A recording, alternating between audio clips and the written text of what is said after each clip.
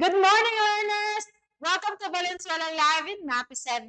Again, I am your nurse, Marie Antoinette Ganalon Soriano from Discipline Village Big 9 National High School. Are you ready to be healthy? Then let's get it on. But before we start our discussion, here are some important reminders to keep in mind.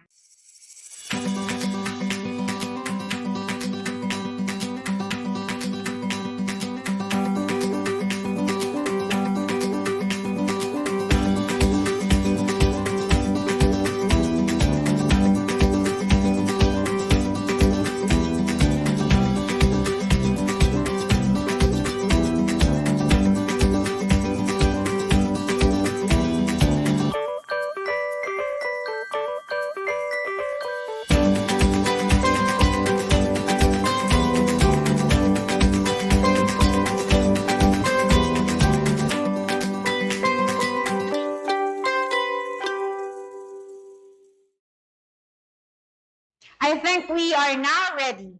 Let me show you the most essential learning competencies. Differentiate helpful from unhelpful strategies in coping stress. Demonstrate various stress management techniques that one can use every day in dealing with stress. Explain the importance of grieving. Demonstrate coping skills in managing loss and grief. Recognizes triggers and warning signs of common mental disorders. Discusses the types, signs, symptoms, and prevention, treatment, and professional care in managing common mental health disorders. Let's have some review on the previous topic in health.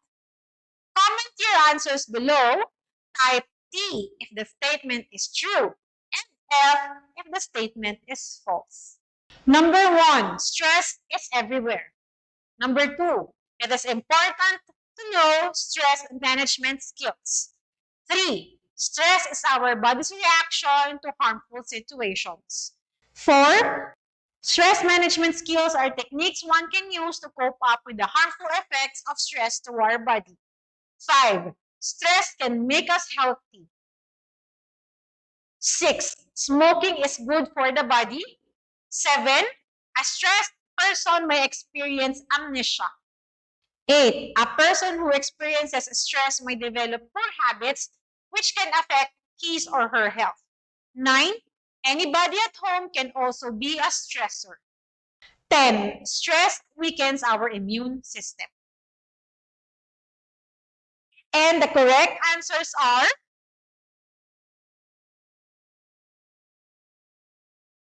how many of you got the correct answers? Good job, learners. Last time, in health live streaming of Marie Ocampo of Dalandanan National High School, she focused on stress and strategies to cope with. Now, we will differentiate the healthy and unhealthy coping strategies. Problems are part of our lives. It can strengthen us or weaken us, depending on how we deal with them. And every person acts differently when beset with problems. These are the helpful and unhelpful coping strategies. These are the unhelpful coping strategies. Drug or alcohol use, overeating, delaying things to be done, sleeping too much or too little, social withdrawal, self-harm, and violence. These unhealthy strategies can relieve stress instantly. But as you practice them for a long period of time, they have harmful effects to your body. In terms of mental aspect, your brain may be damaged because of the alcohol or prohibited drug intake. As a result, you might experience memory lapse and develop difficulty focusing on things, which may lead to failure or finishing a side task or work in time. In terms of physical aspect, you may feel that your body becomes weaker and may eventually acquire illnesses, infections, or accidental injuries, either of which can even lead to death. For the healthy coping strategies, we have the exercise, talking about your problem, healthy eating, seeking professional help, relaxation techniques like deep breathing, listening to music or doing yoga, using social support, and problem-solving techniques. A healthy strategy in coping stress does not only cater to your body, but to your mind as well. For example, a nutritious diet can make your brain healthy. You will have the ability to think and focus properly and do your task on time. In terms of physical aspect, your body will become stronger and free from illnesses, which will lead to longer life, especially if accompanied with regular exercise. If your body and mind are healthy, you will be able to face any challenges and stress that you encounter in your daily living. Here are some stress management techniques you can use for daily living. There are times when we all experience feelings of stress or anxiety. In these moments, you can use your breath to help calm those feelings. Box breathing is a simple relaxation technique that can help you reset your breath and return to its normal rhythm. You can do it anywhere, anytime. Box breathing can help reduce stress and improve mood. It can also help with controlling and managing emotions. It's very easy to learn. Imagine breathing around a box. Inhale as you visualize going up one side of the box, gradually filling your lungs with air. When you reach the top, hold your breath for 1 to 5 seconds as you picture going across the top of the box. Exhale gradually as you imagine traveling down the other side of the box. Pause again for 1 to 5 seconds as you go along the bottom of the box. Then repeat. This can be done 7 to 10 times in a row, focusing on the breath. If you can do it sitting down with your feet grounded, that will help too. But really, it can be done anywhere. Box breathing has physiological and psychological benefits. Physiologically, it regulates breath, increases oxygen to the lungs, and can help reduce blood pressure and lower heart rate. Box breathing can help psychologically by providing focus to your breath and removing attention from the things that are causing feelings of stress and anxiety. The repetition of box breathing can also help reduce stress. So, in moments when feelings of stress and anxiety are overwhelming, remember box breathing and the power of your breath as a simple way to relax and breathe a bit easier.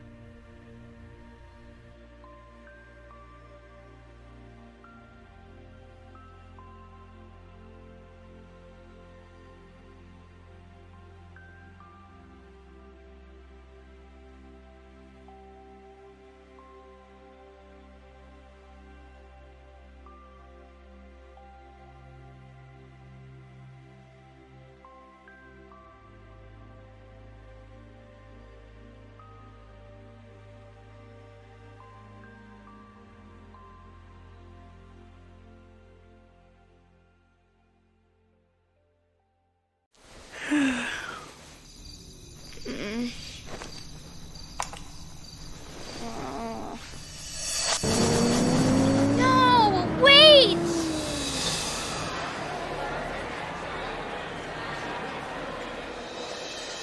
Children feel anxiety just like adults, and anxiety can impact mood, behavior, sleep, and even health. I've practiced this. Children can learn simple strategies to calm their minds and bodies, like progressive muscle relaxation. Start by taking slow, deep breaths in through your nose and out through your mouth.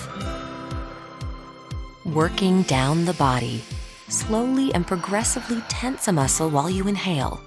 Hold it for a few seconds, then relax the muscle as you exhale. That's better. resilient children are better able to handle life's ups and downs. And teaching your child coping skills, like progressive muscle relaxation, is one of the many ways you can help. For more expert advice on raising resilient children, visit strongforlife.com. There are times when we all experience feelings of stress or anxiety. In these moments, you can use your breath to help calm those feelings. Box breathing is a simple relaxation technique that can help you reset your breath and return to its normal rhythm. You can do it anywhere, anytime. Box breathing can help reduce stress and improve mood. It can also help with controlling and managing emotions.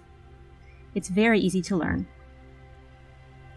Imagine breathing around a box. Inhale as you visualize going up one side of the box, gradually filling your lungs with air. When you reach the top, hold your breath for 1 to 5 seconds as you picture going across the top of the box. Exhale gradually as you imagine traveling down the other side of the box. Pause again for 1 to 5 seconds as you go along the bottom of the box. Then repeat. This can be done 7 to 10 times in a row, focusing on the breath. If you can do it sitting down with your feet grounded, that will help too. But really, it can be done anywhere. Box breathing has physiological and psychological benefits. Physiologically, it regulates breath, increases oxygen to the lungs, and can help reduce blood pressure and lower heart rate. Box breathing can help psychologically by providing focus to your breath and removing attention from the things that are causing feelings of stress and anxiety. The repetition of box breathing can also help reduce stress. So, in moments when feelings of stress and anxiety are overwhelming, remember box breathing and the power of your breath as a simple way to relax and breathe a bit easier.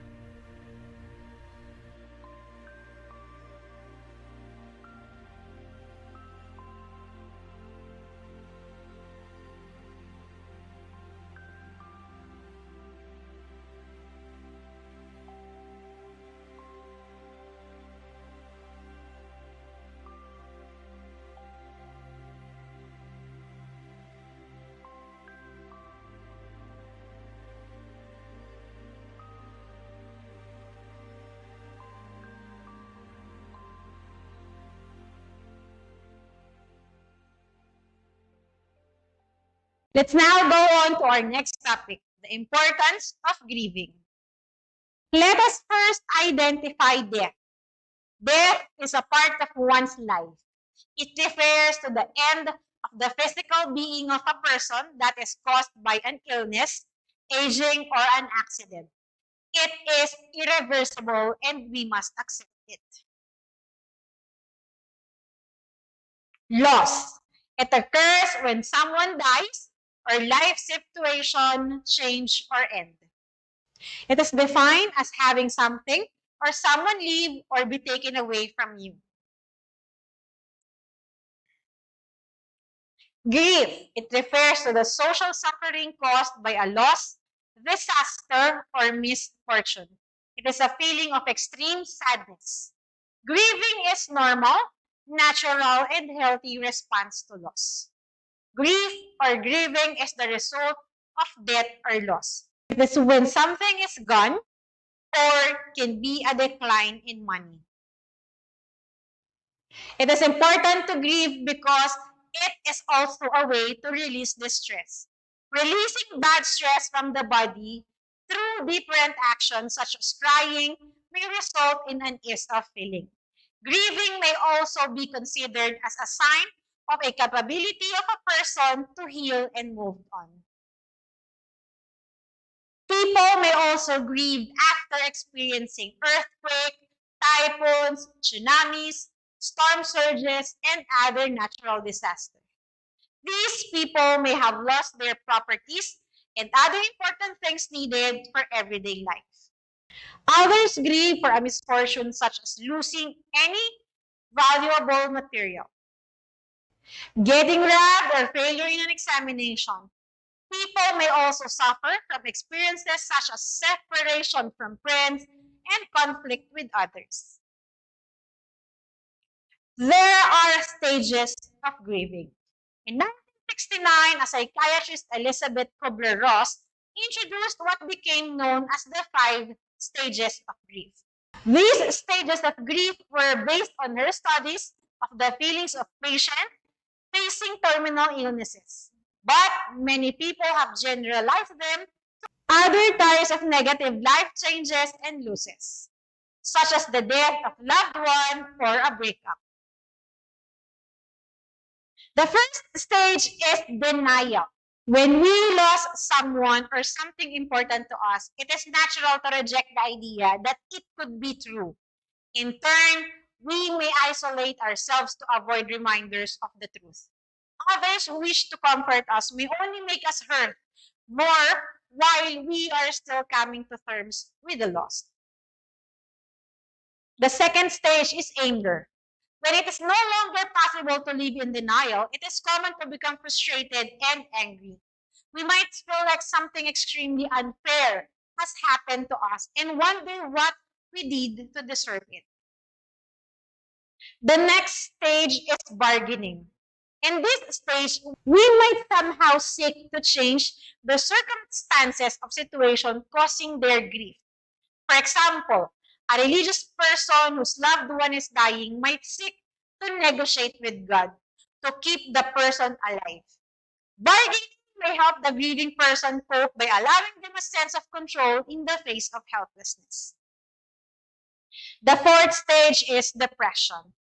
In this stage, we feel the full weight of our sadness over the loss. Feeling extremely down in the wake of loss is normal. However, it is important to be aware that the clinical depression is different from grief, and they are treated differently by mental health professionals. The last stage of grieving is acceptance. Accepting a loss does not necessarily mean the person is no longer grieving. In fact, many grief experts says that grief can continue for a lifetime after a major loss, and coping with the loss only becomes easier over time. Waves of grief can be triggered by reminders of the loss long after it has happened and long after the person has accepted it. If you are experiencing any of these emotions following a loss, it may help to know that your reaction is natural and that you will heal in time. While grieving over a certain loss is just a part of life, there are ways to help cope with the pain. Come to terms with your grief. Find a way to pick up the pieces and move on with your life. Here are the steps on how to deal with grieving process. First, acknowledge your pain. Second, accept the grief can trigger many different and unexpected emotions. Third, understand that your grieving process will be unique to you. Fourth, seek out face-to-face support from people who care about you. 5, support yourself emotionally by taking care of yourself physically. 6, recognize the difference between grief and depression. Let us now move on to our next topic, which is the mental disorders. Mental disorder is a disorder or disease that disrupts thinking, feeling, moods, and behaviors and impair daily functioning. This disorder may be caused by prolonged stress and mental emotional suffering due to various triggers. Now, triggers are events, conditions, or situations that may activate a person's tendency to experience symptoms of mental disorders. Here are the common mental disorders. major depressive disorder, bipolar disorder, schizophrenia, post-traumatic stress disorder. This time, we will discuss these common mental disorders, its signs, symptoms, triggers, warning signs, and prevention and treatment. Let's now go on to major depressive disorder. Major depressive disorder is a mood disorder that causes a persistent feeling of sadness and loss of interest and can interfere with your daily functioning. It is normal to feel sadness and grief when faced with difficult situations. However, a person may develop a major depressive disorder when depression is on a daily basis. For the signs and symptoms, we have the lack or loss of motivation, or nobody can motivate him. Lack or loss of energy, or he is feeling tired even he never do things. Slow to react. He or she has a late reactions in every situation. Loss of appetite, or a failure to eat regularly, or maybe excessive gain or easy to become slim or become fat. Withdrawal from others or feeling alone, or they want to be alone and they don't want to talk to others. Let's now go on to the bipolar disorder. This is also called as manic depressive disorder. It is a form of depression characterized by alternating mania and depression. A person who experiences this disorder may at times feel very happy and elated, and then at an instant may feel utmost sadness and despair. For the signs and symptoms, we have the rapid speech and racing thoughts. They have a quick changes of mind. Difficulty in decision making. They can't make decision easily. Recklessness and impulsiveness. They are doing things without care. Agitation, or they are disturbed. Difficulty in concentrating. They cannot concentrate on what he or she do. Let's now go on to schizophrenia. A person with this illness may experience hallucinations or feelings of being detached and away from reality. He or she may lose the functions of the sense organs and thinks and imagines very differently than of a normal person. For its signs and symptoms, we have neglect personal hygiene, disorganized thinking or speech. They are hearing voices. They have exceptional ability or fame, and inappropriate or bizarre posture. For the last mental disorder, we have the post-traumatic stress disorder. A person may have this disorder when he or she experienced a traumatic situation, such as being abused, raped, or involved in an accident. For the signs and symptoms, being spaced out or tulala, extreme sadness or frustrations, irritability, avoidance to people, or isolation. For the warning signs of these mental disorders, we have feeling sad or down, excessive fears or worries, extreme mood changes, significant tiredness, problems sleeping, and suicidal thinking. Knowing these warning signs can help you determine if you need to speak to a professional. For many people, getting an accurate diagnosis is the first step in treatment plan. For the triggers, we have the childhood abuse, trauma or neglect, social isolation, experiencing discrimination, poverty or death, and bereavement, or losing someone close on you. For the prevention, There is no sure way to prevent mental illness. However, if you have a mental illness, taking steps to control stress, to increase your resilience, and to boost low self-esteem may help you keep your symptoms under control. Follow these steps. Pay attention to warning signs, get routine medical care, get help when you need it, and take good care of yourself. It is important to remember that mental disorders are diagnosed. Only professional physicians may determine the illness being experienced by an individual. Furthermore, it is also needed to note that the symptoms of the disorders should be prolonged and repeated.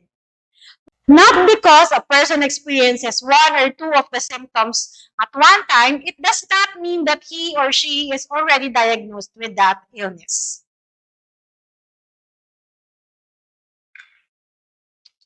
For this activity, we have to identify if it is helpful coping strategies or unhelpful coping strategies.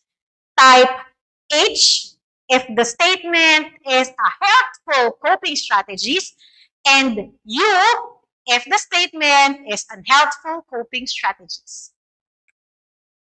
Number 1, eating junk foods. Number 2, listening to worship songs. Number 3, taking prohibited drugs. Number 4, drinking alcohol beverages. And number 5, reading good books. Number 6, attending Zumba class. Number 7, watching Netflix overnight. Number 8, talking to a friend. Number 9, sleeping too much. And number 10, jogging every morning. And the answers are, for the next activity, I want you to write the correct answers. Number 1, what disorder is called a manic depressive? 5 seconds starts now.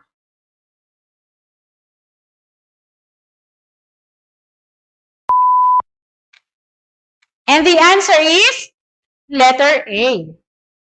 Number 2, when does a person may develop a major depressive disorder? 5 seconds starts now.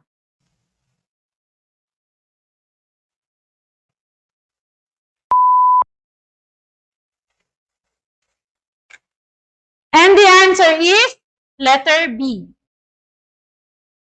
Number 3, what disorder disrupts thinking, feelings, mood, and behaviors of a person? 5 seconds starts now.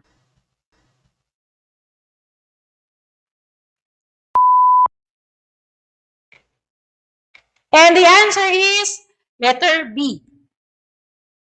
Number 4, which of the following disorders experienced by a person of being abused, raped, and accident? 5 seconds starts now.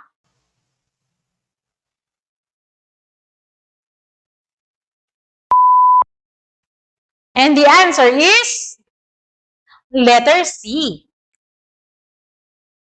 Number 5, what situation may activate a person's tendency to experience symptoms of a mental disorder? 5 seconds starts now.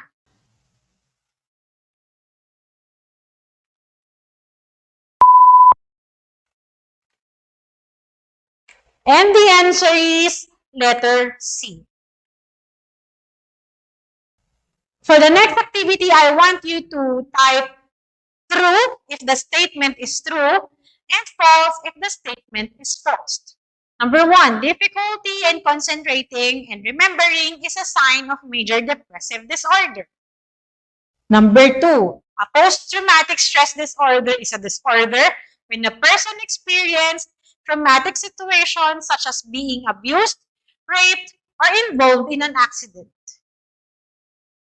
Number 3, symptoms of the disorders be prolonged but not repeated. Number 4, even professional may not determine the illness being experienced by an individual. Number 5, You may consult first your friend if experiencing the signs and symptoms of disorder. And the answers are: how many scores did you get? Good job, learners. I hope you have learned many things about today's discussion. In this time of pandemic, maybe many of us are experiencing stress, loss, death, and grief. We feel down, sad, and depressed. But life must go on. We must be strong. Keep in mind those healthy strategies to cope with stress, and it will keep us going. Sometimes it's okay not to be okay. But always remember, you are braver than you believe, stronger than you seem, and smarter than you think. Let's always look on the positive sides of every situation. Life is short and wonderful. I may leave you a simple quote by Catherine Pulsifer. How we perceive a situation and how we react to it is the basis of our stress. If you focus on the negative in any situation, you can experience high stress levels. However, if you try and see the good in the situation, your stress levels will greatly diminish. And that's all for today. Thank you for listening and spending your precious time with me. See you again in our next Valenzuela live streaming in MAPE. Again, I am your nurse, Marie Antoinette Benalon Serviano from Disciplina Village Dignain National Hospital. As all, stay safe and be healthy. Goodbye.